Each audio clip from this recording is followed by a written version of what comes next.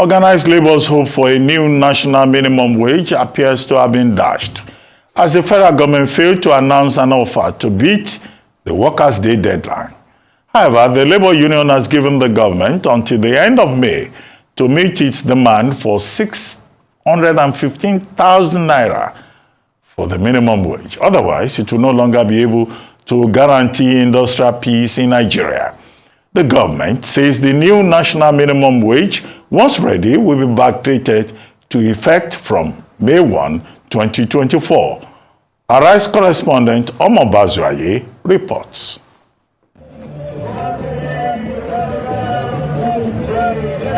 On the occasion of this year's International Workers' Day, Nigerian workers joined the tradition that celebrates the struggle of workers across the world every May Day with a theme, People First, that seems to resonate with their demand back home.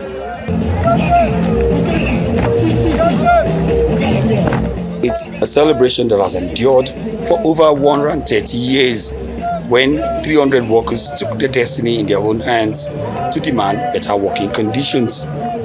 In Nigeria, organized labor NLC and TUC followed in the footsteps, insisting on a new national minimum wage of 615,000 naira, which they consider as a living wage, while saying that anything short than that would be unacceptable. The battle for our new national minimum wage rages. Our demand for 615,000 naira stands firm, rooted in the grim reality of workers' lives across the nation. At the Eagle Square venue of this year's national celebration, the hopes of workers for a new minimum wage to be announced seemed dashed after government failed to announce any amount. But the government, through the Minister of State for Labor, Nkiruka Oyejocha, however, announced that the new minimum wage will take effect from the 1st of May 2024. However, all of that will be after government and labor are able to conclude on what is realistic and truly reflects the current economic situation in the country. The Nigerian workers should be rest assured that despite the short delay, the minimum wage will take effect on from 1st May 2024. We are not going to lose any time. The workers say the triple policies of fuel subsidy removal, flotation of the naira, and hike in electricity tariff have combined to unleash untold hardship on them, and have issued a new ultimatum to government to come up with its own offer before the end of May. The Nigerian Labour Congress and TUC have made it clearly and emphatically that should the minimum wage negotiation continue and linger till the end of May, we can no longer guarantee industrial harmony in this country. We reject unilateral and illegal tariff hike and demand adherence to due process. The NLC and TUC hereby advise NEC and power sector operators to reverse the last increase in electricity tariff within the next 1 week. The Labour Union rejects government gift of 25 to 30% pay rise on the eve of Workers' Day, saying it is not the same as minimum wage and a deliberate attempt by government to cause confusion and shift attention away from the new minimum wage that is backed by law. The fact that they are trying to do it now, we suspect the intention. Why will they announce it now to create confusion? For over 4 years, the people, the National Public Service Negotiating Council, have been asking for this harmonization. So if they are harmonizing it now, fine and good, but it's not wage review. Nigeria's Vice President Kashim Shettima led the government delegation to the Workers' Day celebration, where the Senate President Godswill Akpabio, in a speech entitled Solidarity Forever, re-echoed the plight of the Nigerian workers with a promise that the National Assembly is committed to their welfare. You will recall that on January 30, 2024, the federal government convened a 37-member tripartite committee on minimum wage. Unfortunately, despite concerted efforts, the committee was unable to reach a consensus at its last meeting. These shall be resolved soon, and I assure you that your days of worrying are over. Despite the current harsh economic realities that has dimmed the hope of many and weakened the purchasing power of many Nigerian workers, many of them have made it here at the Eagle Square with their hearts and cap full of pride and happy to be able to contribute to the wealth of a nation, a wealth they hope would sooner rather than later translate into a better life for them.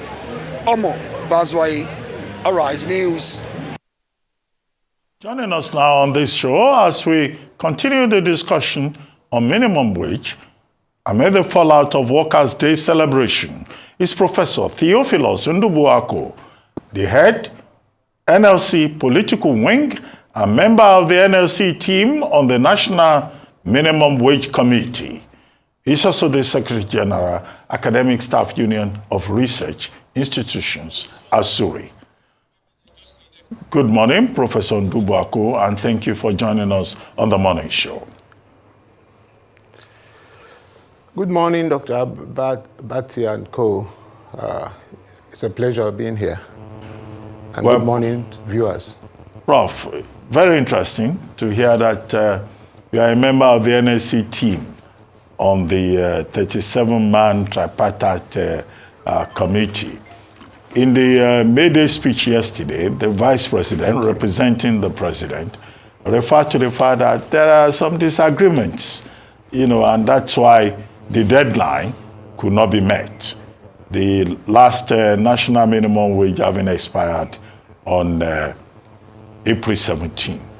Now, could you let us into the details of whatever disagreement that we have? Is it about the 615,000 naira living wage that Labour is asking for? And if so, why 615,000 naira? How did organized Labour arrive at that? So we would like to know what that is all about. And would the President's message of hope, confidence, solidarity yesterday change the equation the morning after? Yes, I think we really don't understand what the Vice President was talking about, disagreement, because we have not even started the negotiation. We, had to set up committees that have been at work. There have been delays. Initially, the committee was not set up when we expected it should have been set up. And so after it was set up, things have been running, except that the meetings have been, have not been coming as we expected. But the committees have been working, and then we were requested to submit, our proposal, and then we sent the proposal of 615. Now we are expecting that, they will call in a meeting, and then we'll start negotiating the renegotiation. We don't really have not seen any disagreements that we have had in the right sense. Prof, just before we move on, are you saying that yesterday on May Day, the President of Nigeria lied to Nigerians? Because that's the implication of what you have just said. Lied. I just said, maybe you said negotiations have not started. You don't know what the representative of the President was talking about. That means the President was lying. He said that there has been disagreements. I don't understand, maybe disagreements on their own side, because sometime last week or so, they said they were calling a meeting to decide on what the government is going to present. But we have sent our own submission. So if a disagreement, it is when you start talking, we have sent in our demand, and then we have not gotten any response from them. We have not sat down to negotiate. That's 615. And then, so that disagreement, I'm not saying he's lying. Maybe disagreement could be in any other form. Maybe disagreement among themselves, or, or between themselves and the governors, or whatever. We have had the public hearing. We have, had to, break, into committees. And then I was in the Southwest last week, supervising the survey, that we are supposed to be, there was supposed to be an input into the negotiation. So I don't know where they are. I mean, as far as I'm concerned, I've been attending all the meetings. I have not seen disagreements in any form. We are just, we are expecting that the negotiation will start as soon as possible, as soon as they make it possible. And then we can now continue to. It is when they start saying, oh, we are not going to pay this, or we will pay this, and we say, no, you must pay this or that. That's when we start talking about this agreement. For now, I don't. The only thing we know is that in October, we had an agreement, on certain things they needed to do, like the provision of CNG buses, even this issue of the minimum wage, setting it up, and all that, and then and then we feel that they have not done some of those things that we agreed in that October, meeting. So, as far as the minimum wage negotiation is concerned, we have submitted our proposal of 615,000 naira minimum wage. We have not seen anything from government saying, oh, this is what we are offering, and we're expecting that. So let's not, I don't think we should be talking about this agreement at this point.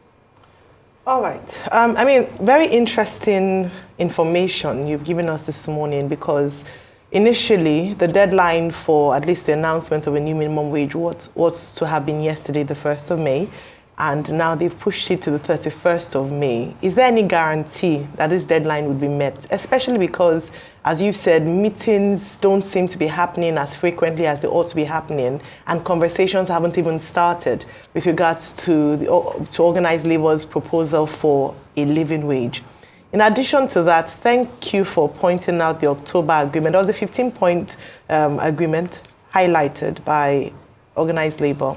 And if you look through the 15 items, hardly any of them, well, a few of them have been met. The first, which was the 35,000 naira wage to federal civil servants. But if you look at it, a lot hasn't been met. Would you say the federal government doesn't take the concerns of organized labor very seriously? Yeah, well, coming to the issue of whether we meet the deadline, I think if the government is serious about this negotiation, there's no reason why we cannot, conclude within the next 1 month. I'm very certain about that. But if they now fix a meeting and then, once in a week, if they are serious, we can hold meetings every day and resolve the issues within 1 month. Everything depends on how serious the government is.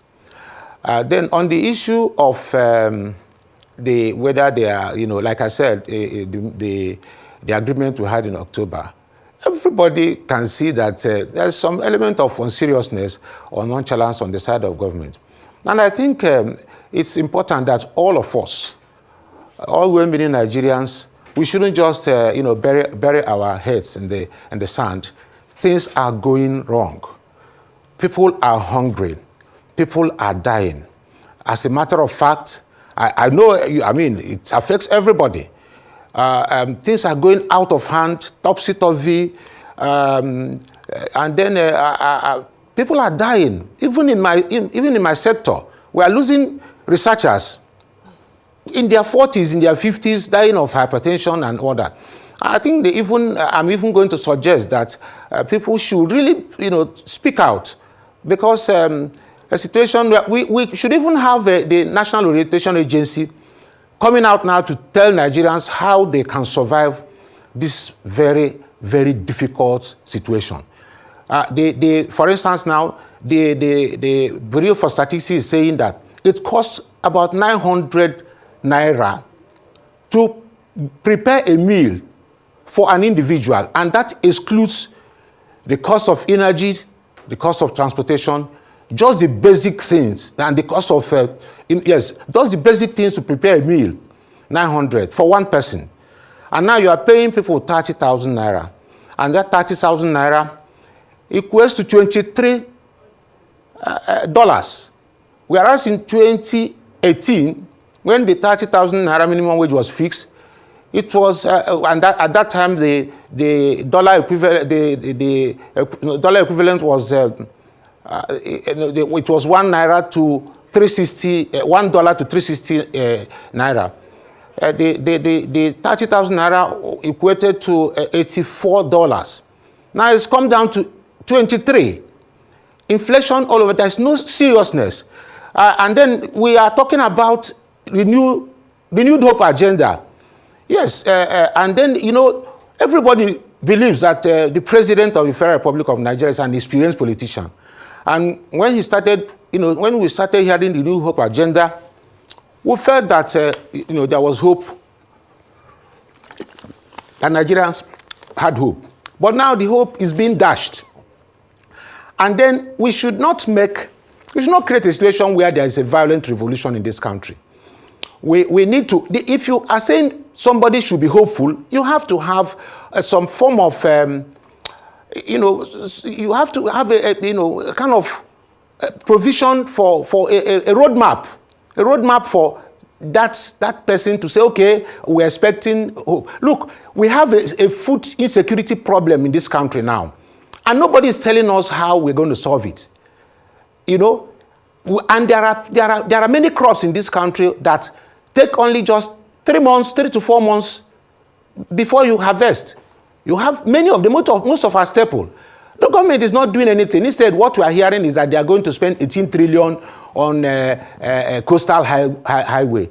I mean, people are dying of hunger, and you have resources, natural resources, land, water, resources, and all that. And instead of carrying out a program to ensure that will ensure that there will be food in the next 4 months, you can ask people to plant maize massively, sorghum, potato, rice, beans, soya beans. These are crops that don't take more than 4 months before they mature. Any intensive program of agriculture, once you now put it in place, people will have hope and say, okay, in the next 4 months, we're not going to die of hunger. Prof. Yes, please. If they plant those crops, I'm hearing you. Where is the security on the farms to secure their lives, where farmers are being killed and there's insecurity? So, Prof, it's a big problem collectively, yes. And it's a misplacement of priority. And I'm happy you also talked about the coastal road. It's just I want to ask you, how do you feel that government has been playing with the negotiation of the... I feel very shocked hearing you say this morning, that since you had the tripartite committee, you've not met many times. This was the same tripartite committee that we saw a leaked document that they said they wanted, is it 500 million or 1 billion for the sitting? Prof, did you receive part of any of those money? Have they given you any money since you started sitting? Or that was just another audio corruption money? That's the number one thing I want to ask you, because we need to clarify that matter, because there was a leaked document to that effect. Secondly, I'd also like to ask you, what will be your message as regards, the general malaise of the economy vis-a-vis the welfare of the Nigerian worker? Because with this you said this morning, it's a sad reminder that we are losing our country real quickly. What would be your message to the government, the general malaise of the economy and the sad reality of the Nigerian worker? Yes, I think that I would just go back to what the president of NLC presented during the May Day celebration. First of all, the labor movement is requesting. This presidential system of government is not working. It's not working. We are going down every day. It needs to be, we need to do a rethink. Secondly, we have to look at the issues. People are dying of hunger, and then you are increasing electricity tariff without consultation. What we are seeing is that this government just, look, the law says that they have to consult the stakeholders before they increase tariff. They've done that. They just go ahead and do things without consultation, and then they expect labor to react. And when we react, they will say we have overreacted. And then the only weapon we have for reaction is strike. So now they are kicking us, again with all sorts of excesses, and negligence, and we don't care what you are going to do. Then the issue of you hear them say things about, for instance, the president was talking about Orosanya Commission. Well, let me say this. 17 years ago, we had a census. And for those 17 years, we have maintained the National Population Commission, when we have the National Bureau for Statistics that is everywhere and working on a daily basis. Why can't we merge them? Instead of you now leave the ones that you should merge, and then you go ahead to now want to merge and implement Orosanya Commission without even involving the workers who work in these institutions, so that we can tell them we have to touch to save costs. Prof, let's come back to this first question. Go on. Did you take out of that 1 billion voted for this tripartite committee? Have you seen any money? You remember that we saw a document that the president now said they should go and start with 500 million first. Have they given you any money? Because that money, if the president said go and start with 500 million and they requested 1 billion, they will have shared money. Did they share money to your side? No, well, when you are talking about sharing money, for instance, I told you I was in the Southwest last week to conduct a survey. That will cost money. They have to pay for transportation and accommodation and something, and they calculate it based on the civil service rules. So yes, they are sponsoring the programs that are required to be sponsored, not that they are sharing money as one. No, so that means you've collected part of anybody else. No, so that means you've collected part of the money because Prof, let's get this right too. In one breath, my flights were sponsored. No, yes. Prof, let's get this right. In one breath, you were the one that said people have not met for the tripartite committee.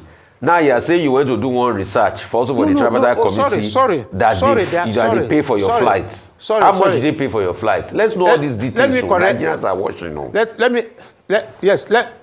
Let me correct what that impression. What I said was that the meetings have not been coming as expected. We have met a number of times, the whole committee, and broke into subcommittees, and the subcommittees are working. How many times have you met and the subcommittees? We have met 3 times. We have met 3 times. I think we have met 3 times at the subcommittee, and then at the main committee, and then my subcommittee we have met up to 5-6 times. Then there was also the public hearing that was conducted all over the country, and members of the committee had to travel to all those. Yes, all right. So if you include that, it will be about, for national meeting, it will be about maybe 4 times. Well, then my committee, we have met 5 times. Prof. Yes, go on, please. Okay. Yeah, quickly, before you go. Go on, I'm hearing you. The federal government has promised that this matter will be resolved and all of that, and that Labour will get living wage. Okay? Labour has now given a deadline of May 31st. Are you optimistic, given the pace of work in your committee, the tripartite committee, that deadline will be met? Now, apart from the federal government, many of these states, just hold on, because state governments also have a role in this matter. Yesterday, all the state governors were saying, we are setting up new minimum wage committee, as Doyediri promised. Others say, we are committed to new national minimum wage. Do you trust them? And briefly, how did NSC arrive at 615,000? Even people in private sector, the private sector is part of that tripartite committee. I don't know which private sector, we talk about 615,000 as minimum wage. Many companies can't even pay salaries when it is due. Very briefly, please. Yes, I think you see, I'm optimistic that if the government, because the subcommittees, I'm certain, have finished their work now, and then if the government decides to, fast track the process, hold meetings regularly, I am certain that we'll be able to meet the deadline. But if they refuse, if they can't meet the deadline, if they can't meet the deadline, because we are ready now to meet on a daily basis if that is what is required. If they can't meet the deadline, then they are challenging the organized labor to a fight, and I don't think that would be the best thing for this country. But on the issue of how we arrived at the 615, I just mentioned to you now that the Bureau for Statistics, the National Bureau for Statistics, has a calculation. If you are looking at a meal alone, you are not talking about housing, you are not talking about energy, you are not talking about transportation, you are not talking about health, you are just talking about food alone, and you say one adult will need 30,000 naira in a month to buy the ingredients for food. You're not talking about the energy he is going to use to cook it. And then you have a family of 6. You multiply that, you're already hitting 180 for food alone. If you put transportation, if you put housing, if you put energy, you put health, you will now know why we are talking about 615, So I think that settles it. And then by the time we meet, they will tell us why they cannot pay 615. Yes, the private sector, we are also looking at the issue of private sector. What we are looking at is how much will a Nigeria, because this issue of 133 million Nigerians being in multi-dimensional poverty, then we have 71 million being in extreme poverty, or 73 million.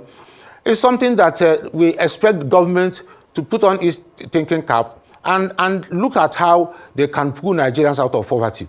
So if even most of the Nigerian working class are within this poverty bracket, 73 million, you should now know that it is not just about saying, oh, you must pay this or you must not pay that. Prof, we're trying to manage time. Do you trust the state governments? Yes. Well, I don't think, what we are saying here now, if you listen to the speech of the president, is that we must put in place a mechanism for forcing the state governments to pay this money. Because you see, if you are watching, if you are observing, you find out that I don't know whether you are a scientist or an economist or a sociologist. I'm a bit, puzzled. You know how much they're sharing now from fact. Almost 3-4 times what they used to get before, and yet they are not still. Most of them are not still paying the 30,000 minimum wage. So I think it's going to be part of the discussion. By the time we get there, they will tell us why they cannot pay, and we'll tell them why they must pay. I mean, the facts will be put on the table. So I think it's something that's building up, and we also plead that the media should have their eyes open to watch and see how this game is going to end. So that by the time we are through, you can be sure that we'll be watching the story. It has been fair. Yeah. Okay. Thank you very much, Professor. Thank you very much for joining us on the morning show.